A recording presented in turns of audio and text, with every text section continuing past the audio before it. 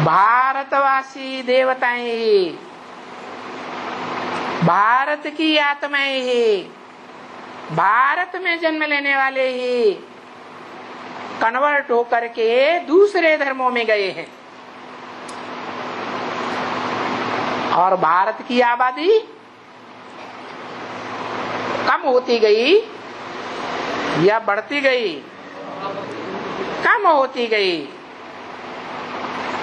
इन convert होने वाले आत्माओं ने भारतवासियों को बड़ा धोखा दिया है।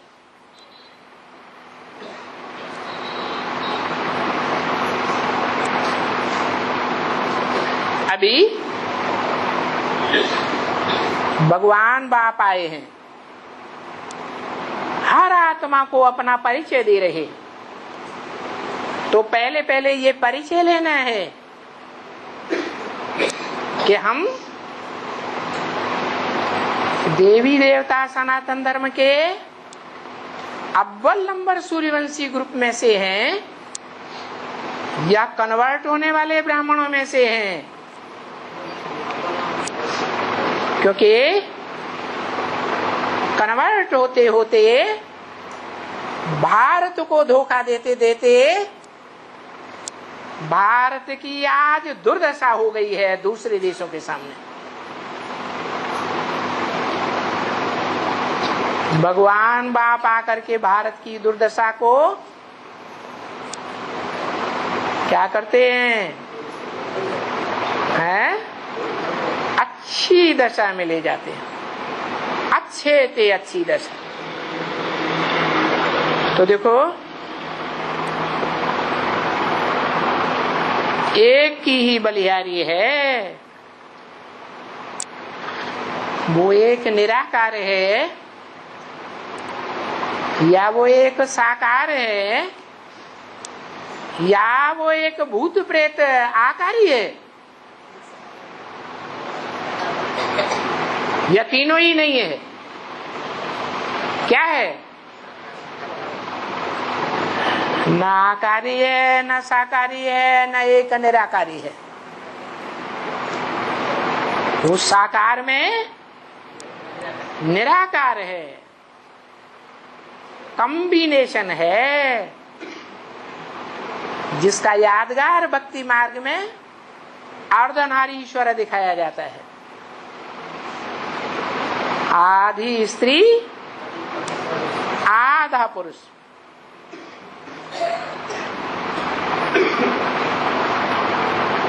तो गायन भी एक का होना चाहिए। साकार में आए हुए उस निराकार ही का ही सारा गायन है भक्ति मार्ग में।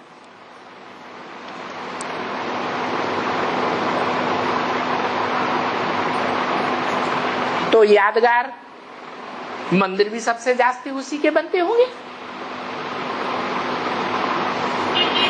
मूर्ति भी उसी की जास्ती सबसे जास्ती बनती होगी। वो कौन सी मूर्ति है? पूजी जाने वाली।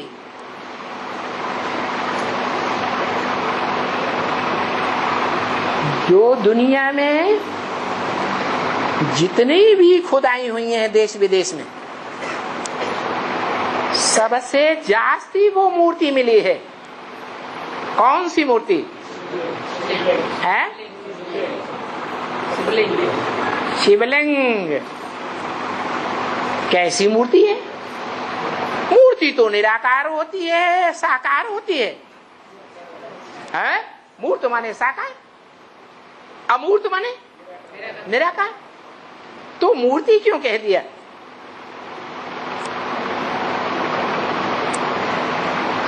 गीता में आया है उस मूर्ति के लिए।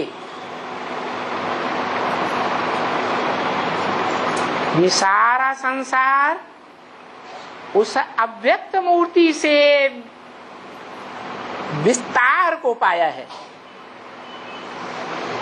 मूर्ति तो है लेकिन अव्यक्त मूर्ति है। उस मूर्ति में 10 इंद्रियां नहीं दिखाई देती हैं, एक ही इंद्रिय दिखाई देती है, बाकी इंद्रियां अव्यक्त हैं। मैं कोई कृष्ण में नहीं आता हूँ।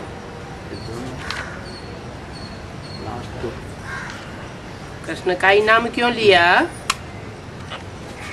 राम को भी तो भगवान कहते हैं। बार बार ऐसे क्यों रिपीट करते हैं कि मैं कृष्ण में नहीं आता हूँ? कभी कभी ऐसे भी तो कहना चाहिए मैं राम में नहीं आता हूँ, है?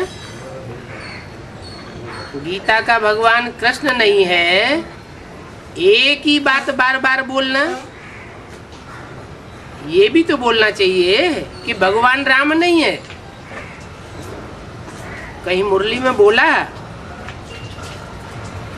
क्या कि भगवान राम नहीं है, या राम बाप को नहीं कहा जाता है?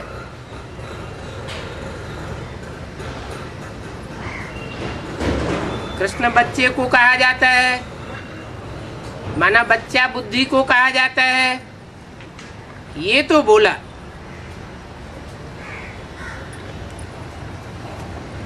लेकिन राम बच्चे को कहा जाता है, बच्चा बुद्धि को कहा जाता है, ऐसे नहीं बोला। बच्चा माना रचना, बाप माना रचयिता।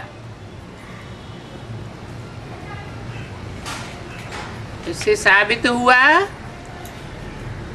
कि वो निराकार ज्योति बिंदु शिव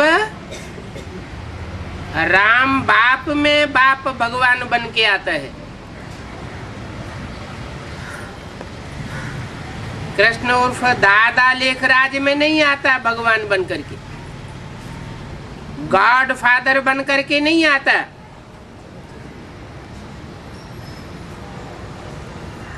दुनिया वाले देखते भी हैं ब्रह्मा विष्णु शंकर, कहते भी हैं देव देव महादेव,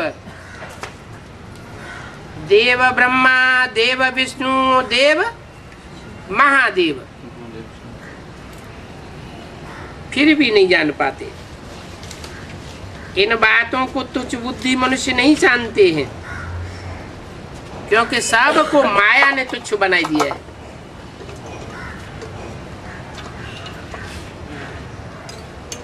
वो समझते हैं विष्णु सूक्ष्म वतन में रहने वाला है।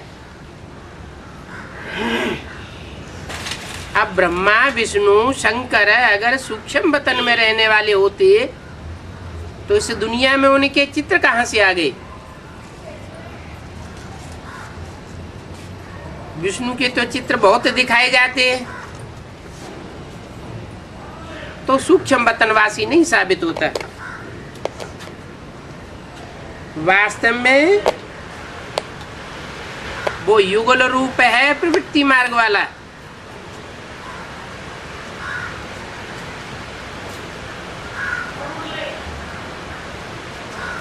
मात और पिता के रूप में जो प्रैक्टिकल पार्ट बजाने वाली आत्माएं हैं, वो आत्माएं अपनी सहयोगिनी शक्तियों के साथ जो पार्ट बजाती हैं, उनके संस्कारों का मेल विष्णु चतुर्भुज कहा जाता है। इसलिए विष्णु को 4 भुजाएं देते हैं। 4 भुजा माने 4 आत्माएं हैं मददगार के रूप में। ब्रह्मा के साथ सरस्वती,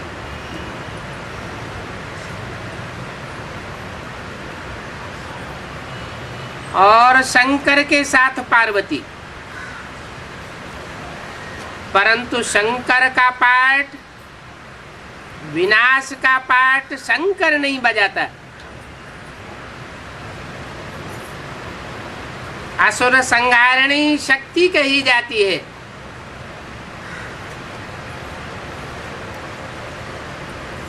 महाकाली के रूप में, असुर संहारणी के रूप में पूजा होती है।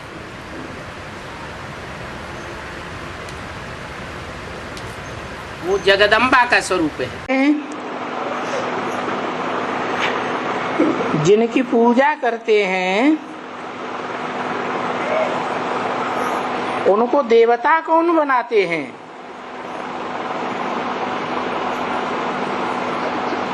यानी मनुष्य को देवता कौन बनाते हैं?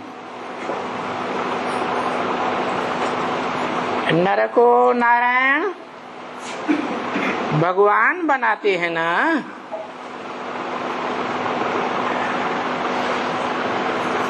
तो जो बनाने वाला है उनको याद करना चाहिए।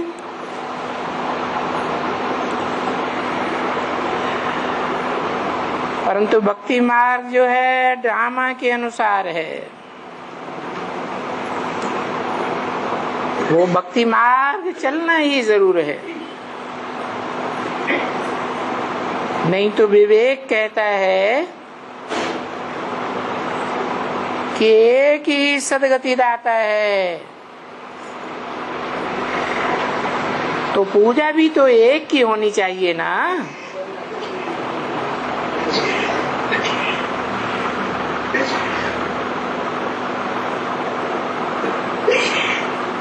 कौन है सदगति दाता?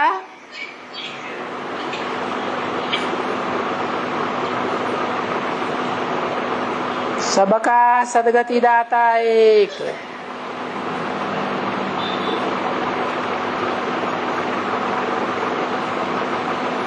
सद्गुरु निराकार, निरहंकार, अकाल मूर्त,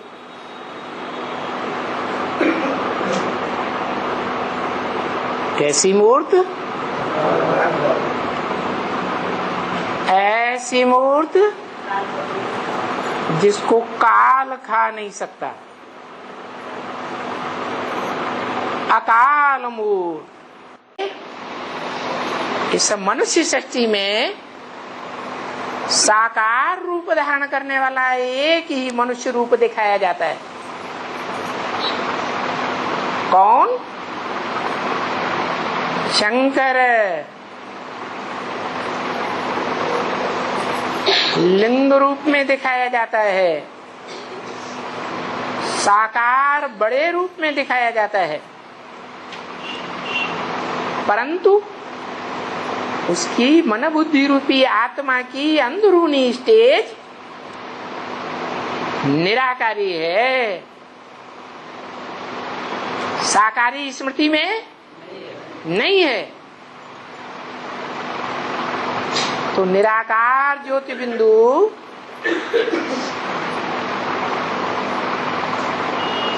एक समान, 100% एक समान। दो आत्माएं हो गई। एक आत्मा जिसे अक्षर कहा जाता है। क्या? ऐसी आत्मा जो कभी भी क्षरित पतित होती नहीं। और दूसरी आत्मा वो है जो क्षरित तो होती है, पतित तो बनती है, परंतु याद से, याद के पुरुषार्थ से ऐसी अक्षर स्टेज धारण कर लेती है जो भारतवर्ष में गाया जाता है। अमोघ वीर्य। क्या? अमोघ वीर्य। वीर्य माने सत्व। कैसा सत्व? नाम तो सुना है ना, सत्व और सती सुना है ना नाम। तो वो ऐसी शक्ति है जो क्षरित नहीं होती, स्वयं भी क्षरित नहीं होती, और इस संसार की जितनी भी मनुष्य आत्माएं हैं उनको भी क्षरित नहीं होने देती। महामृत्यु के समय ऐसी याद की स्टेज में खींचती है, वाइब्रेशन से सारी मनुष्य सृष्टि की आत्माओं को खींचती है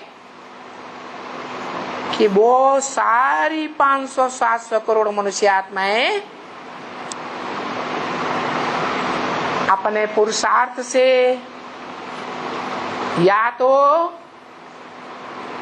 बीमारियों के कर्म भोग से या तो धर्मराज की सजाओं से अपने पापों को भोग कर और उस एक साकार सु निराकार की याद में आखिरी स्थिर हो जाती है। क्योंकि मनुष्य आत्माओं का ये स्वभाव है कि उन्हें सहज कर्म ज्यादा पसंद है या कठिन और कठोर कर्म ज्यादा पसंद है। इसलिए गीता में भी आया है, सहजम कर्म कौन्तेय सदोषम अपि न त्यजेत्। जो सहज कर्म हो उसमें थोड़ा बहुत दोष भी हो तो उसको त्यागना नहीं चाहिए। साकार को याद करना सहज है या निराकार ज्योति बिंदु को याद करना सहज है? साकार को याद करना सहज है। हमें जोड़ा जा सकता है, शूटिंग की जा सकती है मन के संकल्पों से। जैसे कहते हैं ब्रह्मा ने मन के मनसा से 4 पुत्र पहले पैदा किए, मानसी संतान। ऐसे ही वो शिव हमारा बाबा है, साकार है, परंतु साकार में कौन विराजमान है? निराकार विराजमान है, जो निराकार शिव कहा जाता है। तो इसलिए सभी आत्माएं शिव का पूजन जरूर करती हैं। क्या कहा? ये झूठी बात कही या सच्ची बात कही? सभी आत्माएं जो आत्मिक रूप में पुरुषार्थ करके स्थित हो जाती हैं, वो सभी आत्माएं या 500-700 करोड़ सभी मनुष्य आत्माएं है? हाँ, जो आत्मिक रूप में स्थित हो जाती हैं याद का पुरुषार्थ करके, वो सभी आत्माएं शिव का पूजन जरूर करती है। क्या कोई भी जन्म में सतयुग त्रेता में है तो अपनी भ्रकुटी के मध्य में भी बिंदु को याद करती है कि नहीं? द्वापर कलयुग में है तो भी कोई भी जीवन में किसको याद करेंगी? शिव को जरूर याद करती है। ड्रामा बना हुआ है क्या? ये अविनाशी ड्रामा आत्मिक रूप में जो स्थिर हो जाते हैं महामृत्यु के समय, उनके लिए ये गायन है। क्या? शालिग्राम भक्ति मार्ग में जिसकी यादगार चलती है, रुद्र यज्ञ रचते हैं तो कोई लाख शालिग्राम बनाते हैं, कोई 2 लाख, कोई 3 लाख, कोई 4 लाख भी बनाते होंगे। क्या ये ड्रामा बना हुआ है कि वो 4.5 लाख आत्माएं इसी पुरुषार्थी शरीर से क्या बन जाती हैं? है आत्मा बन जाती है। जो शालिग्राम है किस रूप में दिखाते हैं? छोटा दिखाते हैं कि बड़ा? बड़ा है शिवलिंग और छोटा है शालिग्राम। क्या अंतर है दोनों में? शिव के चारों ओर कोई बंधन नहीं है। क्या कोई बंधन में बंधा हुआ है? नहीं। और शालिग्राम के चारों ओर बंधन दिखाते हैं। तुम सब सीताएं हो। क्या तुम सब सीताएं हो बंधन में रहने वाली। और राम बाप एक है या बंधन में रहने वाला है? एक राम बाप ही निर्बंधन है। तो बाप समझाते हैं कि तुम सब शालिग्राम की यादगार हो। 4-4.5 लाख जो रुद्र यज्ञ में बनाए जाते हैं मिट्टी के शालिग्राम हैं या चैतन्य है? चैतन्य है। देवान में नहीं है। 4.5 लाख देवान में नहीं रहते। अंतिम पुरुषार्थ तक भी कुछ न कुछ परसेंटेज में देवान में रहते हैं या नहीं रहते? तो मिट्टी के हैं या नहीं है? इसलिए मिट्टी के शालिग्राम बनाए जाते हैं। बाकी एक बड़ा बनाया जाता है। क्या? लिंग। जो लिंग है वो भी तो मिट्टी पत्थर का बनाते होंगे, नहीं बनाते हैं? बनाते हैं कि नहीं? बनाते हैं। परंतु जो भक्त बनाते हैं वो अज्ञानी हैं या ज्ञानी हैं? अज्ञानी। और तुम बच्चे ज्ञानी हो। तुम्हारे अंदर क्या ज्ञान है कि वो जो रुद्र यज्ञ रचे जाते थे उनमें जो शिवलिंग बनाया जाता था वो मिट्टी पत्थर का होता था या नहीं होता था? है? होता तो था, लेकिन वो बड़ा इसलिए बनाया जाता है कि इस षष्ठी रूपी रंगमंच पर आकर के सबसे बड़ा काम करता है, सबसे बड़ा पार्ट बजाता है? बजाता है कि नहीं? कैसे? नाक से या कान से? है? कान से? आंख से? तो कान की पूजा होनी चाहिए, नाक की पूजा होनी चाहिए। है? काम करके दिखाते हैं। काम करके दिखाते। क्या काम करके दिखाते हैं? कौन सी इंद्रिय से काम करके दिखाते हैं? है? जोर से नहीं बोलते। ज्ञान इंद्रियों से काम करके दिखाते हैं। है? कर्मेंद्रियों से, सारी कर्मेंद्रियों से। तो सारी कर्मेंद्रियों की पूजा होनी चाहिए। अरे शिव के मंदिर में सारी कर्मेंद्रियों की पूजा होती है क्या? है? एक ही प्रबल इंद्रिय है कर्मेंद्रियों में जो एक मनुष्य मात्र के सिवाय और कोई भी मनुष्य मात्र इस दुनिया का उस इंद्रिय को संपूर्ण नहीं जीत पाता। एक ही आत्मा है आदम, जिसको लोग भूल से खुदा मान लेते हैं, वो आत्मा साकार है या निराकार? साकार।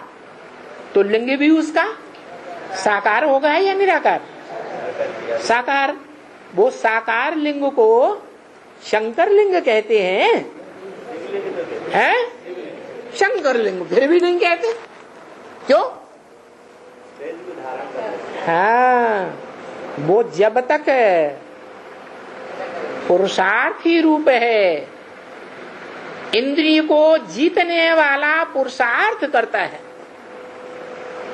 तब तक वो संपन्न नहीं है।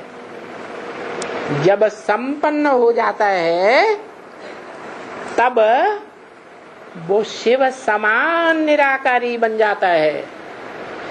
निराकारी, निर्विकारी, निरहंकारी बन जाता है, तब उसकी पूजा होती है।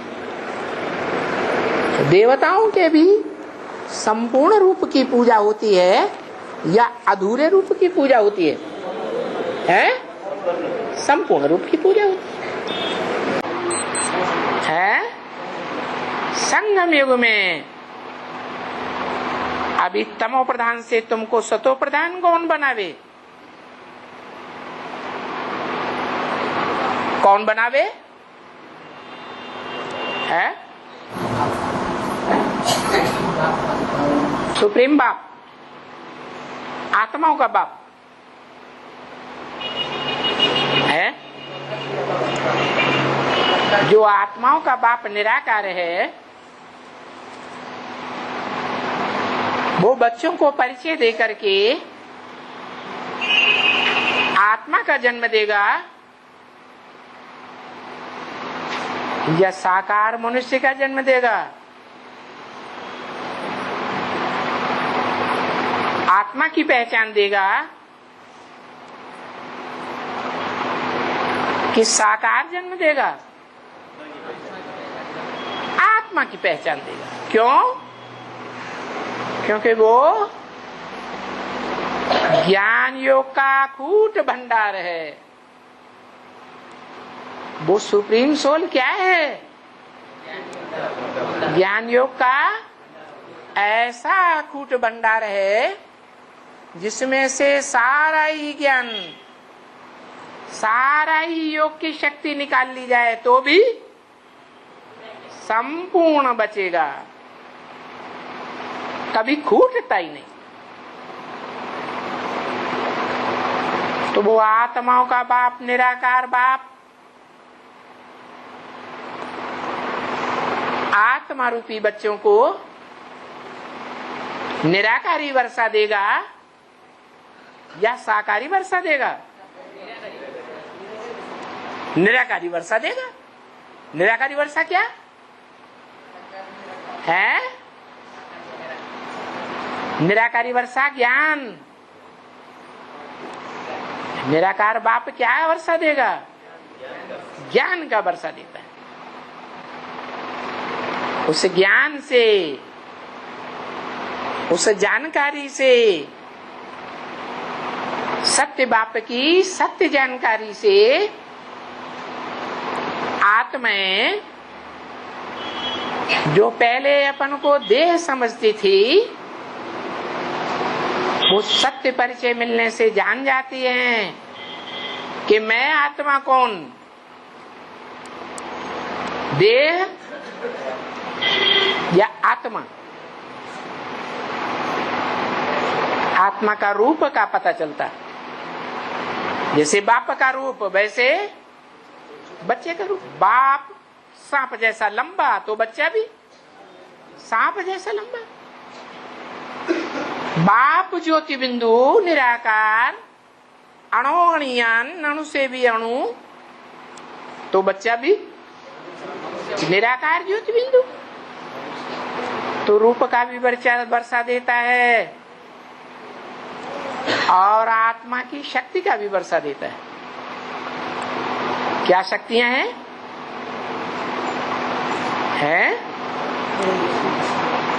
स्थापना, पालना, और विनाश की शक्ति हर आत्मा में भरी हुई है, क्योंकि आत्माओं के बाप में भी बेहद की शक्ति भरी हुई है। तो वो बाप साकार देहधारी में आकर के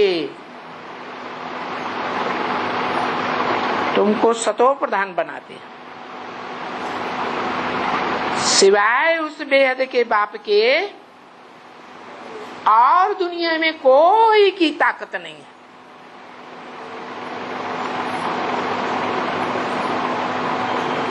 न चंद्रवंश स्थापन करने वाले ब्रह्मा की, चंद्रवंशियों के बाप चंद्रमा की, न इब्राहिम की, न बुद्ध की, न क्राइस्ट की, बड़े ते बड़े इस दुनिया के महान बाप कहे जाने वाले कोई भी धर्म पिता की ताकत नहीं है जो तमो प्रधान को सतो प्रधान बनावे।